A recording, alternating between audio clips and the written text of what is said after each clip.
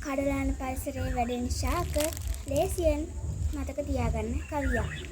මුට්ටි කඩොල් රතු කඩොල්ද කදුරු කිරල කටුයි කිල්ද මණ්ඩාවේ මල් කඩොල්ද හීන් කඩොල් කඩුලානේ දැක්කාද.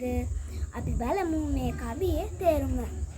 මුට්ටි කඩොල් රතු කඩොල්ද. ඒ කියන්නේ මුට්ටි කඩොල් රතු කඩොල් ඒවා කඩුලාන පරිසරයේ වැඩෙන ශාක.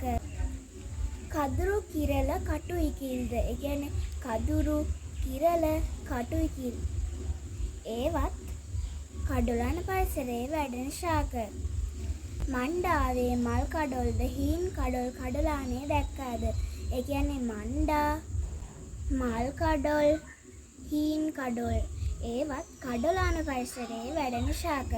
මෙන්න මේ විදිහට තමයි යාළුවනේ කඩුලාන පරිසරයේ වැඩෙන ශාක ලෙහෙසියෙන් මතක තබා ගන්න.